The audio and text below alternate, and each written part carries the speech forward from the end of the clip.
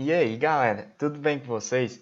Bom, eu me chamo Wesley Bezerra, sou professor do cursinho Ideia e hoje a gente está aqui para tratar da nossa aula de número 1, que é a primeira parte do estudo de razões, proporções e porcentagem. Então, vamos nessa. Bom, galera, nessa primeira aula é importante a gente entender o conceito de razão, certo? Gente, para entender razão, a gente tem que lembrar que, a partir do momento que eu faço a divisão entre dois números, eu estou basicamente comparando esses dois números. Então, a partir do momento que eu sei disso, eu posso definir como razão, certo? A divisão entre duas grandezas, ou seja, comparar dois números entre si, certo? Como assim, Wesley? Bom, vamos supor que eu tenho uma grandeza A e uma grandeza B. A partir do momento que eu divido A por B, certo? Eu estabeleço uma razão, ou seja, eu estabeleço uma relação de comparação entre a grandeza A e a grandeza B. E justamente é isso que é razão, comparar duas grandezas entre si. Só que, obviamente, a gente sabe que para isso a minha grandeza de baixo não pode ser igual a zero, visto que em matemática eu não posso dividir, obviamente, por zero. Beleza, galera. A partir do momento que a gente sabe a definição de razão, o conceito inicial, certo? É importante destacar que mesmo que isso seja uma fração, ou seja, eu tenho um numerador e um denominador, a partir do momento que eu estou tratando de grandeza, ou seja, estou observando uma razão, certo? O meu numerador vai receber um nome especial. E esse nome é justamente antecedente, porque ele é o que aparece primeiro na minha razão. E o B recebe o nome de consequente, porque ele é o que aparece depois. Beleza, galera? Show de bola? E aí, Wesley, onde é que eu posso observar razões no meu dia a dia? Bom, galera, uma razão muito observada no dia a dia é a parte de escalas. Por que, Wesley? Porque nada mais é do que, vamos assim dizer, escala, certo? Pode ser entendido como a relação, certo? Ou seja, a comparação entre duas grandezas, onde uma grandeza representa algo, vamos assim dizer, num desenho, ou seja, uma distância representada, e a outra grandeza, certo? Corresponde à minha distância real, à minha distância na minha realidade. Então, estou comparando algo virtual, vamos assim dizer, com algo real. Então, isso me dá uma razão entre duas grandezas. Ora, escala eu vou chamar de E, de forma geral, igual a Dzinho sobre Dzão. Onde esse Dzinho, não confundam, certo, galera? O meu antecedente em escalas vai ser sempre a distância representada. Vai ser aquilo que, vamos dizer, está no desenho, beleza? E o meu consequente, o meu denominador, beleza? Vai ser a minha distância real, beleza? Então, escala, distância representada sobre distância real. Show de bola. Porcentagem. Galera, porcentagem nada mais é do que uma razão em que o meu consequente é igual a 100. Wesley, eu posso ter porcentagem em que o meu consequente é diferente de 100? Pode, certo? Por quê? Porque a gente sabe que existe uma coisa chamada frações equivalentes. Então, sempre que eu quiser, eu posso transformar uma fração em que ela tem uma fração equivalente com o denominador 100.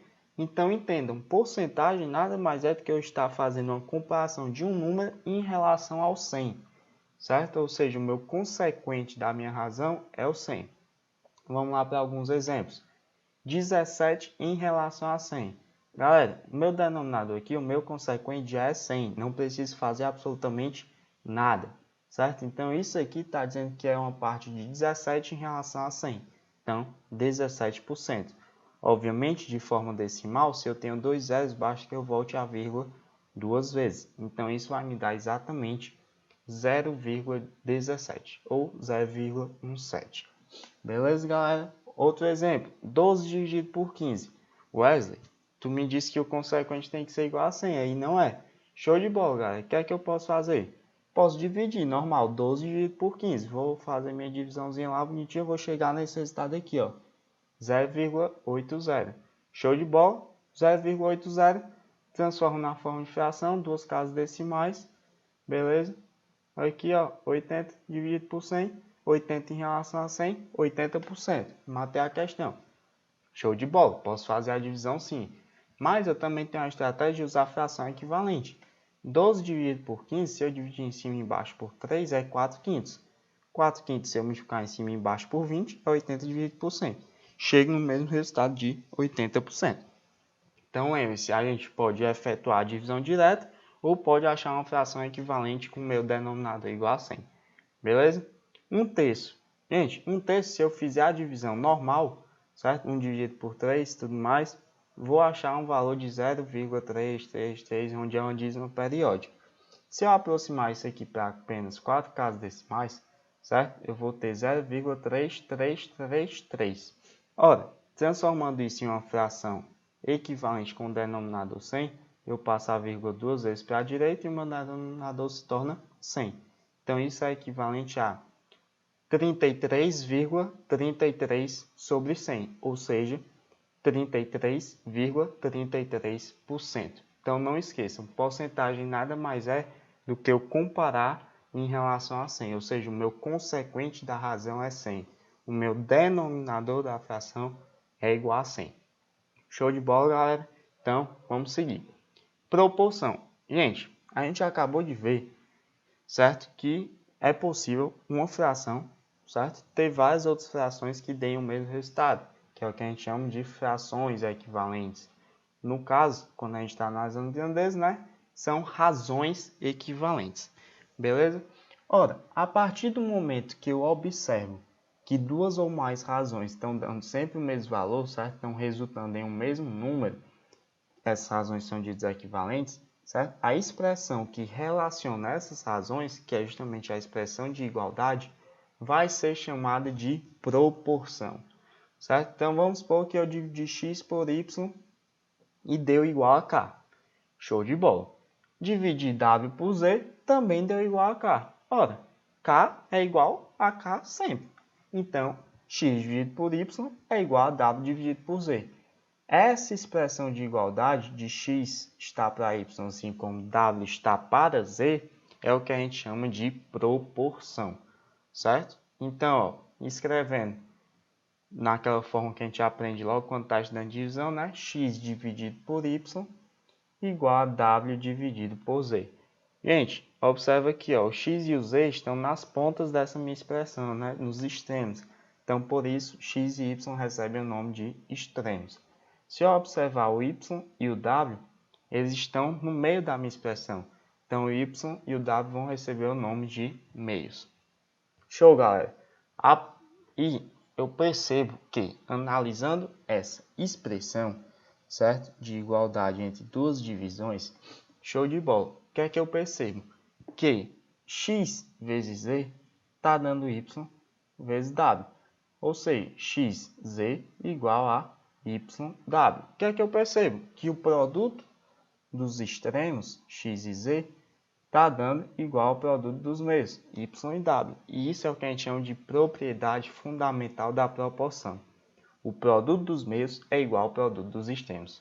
Certo, galera? Normalmente, vocês vão ouvir os professores falando da multiplicação cruzada, né? Do cruz-credo. X vezes z igual a w vezes y.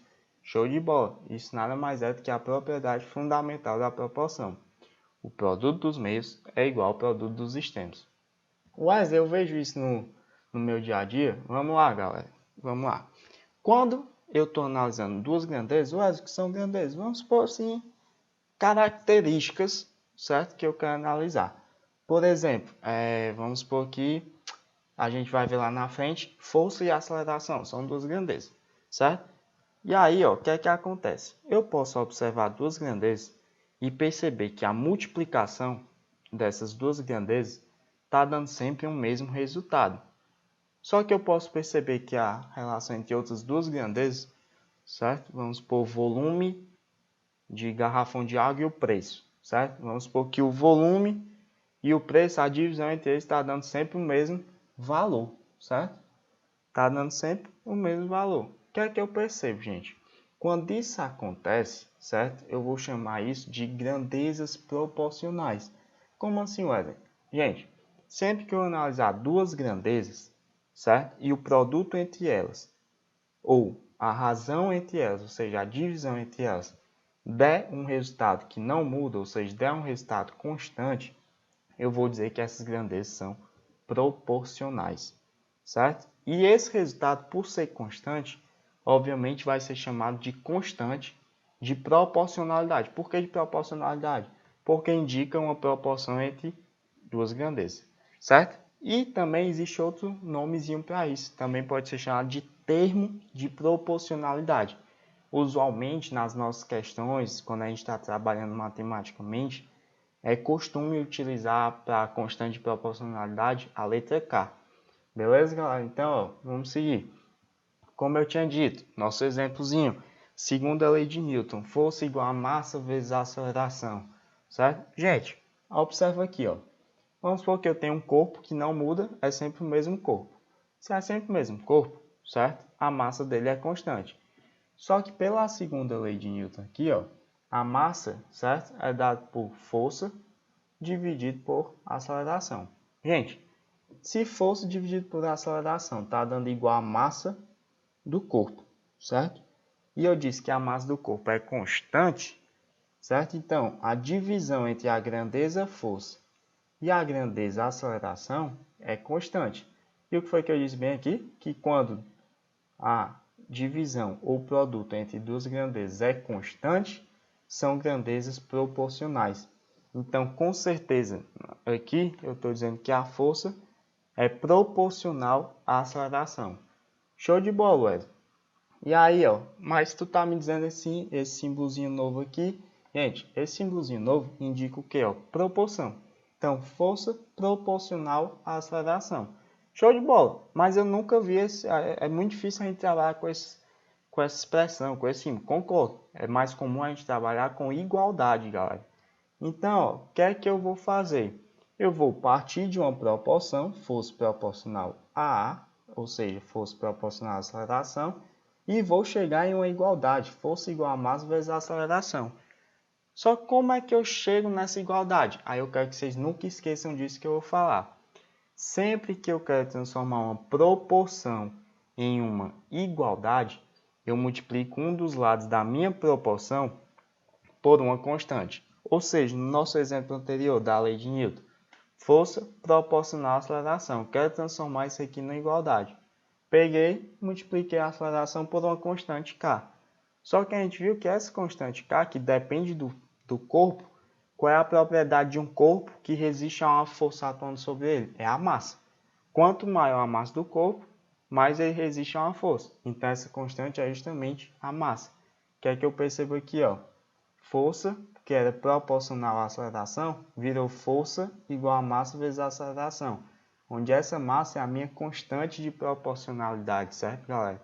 Então, não esqueçam, sempre que eu quero transformar uma proporção em uma igualdade, eu multiplico um dos lados da minha proporção por uma constante K, que é a minha constante de proporcionalidade, ou termo de proporcionalidade.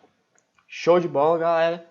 Então, ó, nossa aula de número 1, certo? É exatamente isso, que são esses conceitos iniciais sobre razão e proporção, certo? Também temos uma pincelada sobre porcentagem, que nada mais é do que uma razão.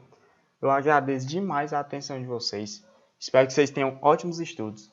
Se possível, deixem um gostei no nosso vídeo, compartilhem para que a gente possa estar trabalhando cada vez mais para vocês, certo, galera? Então, ó, é isso aí, a gente se vê no próximo encontro e valeu!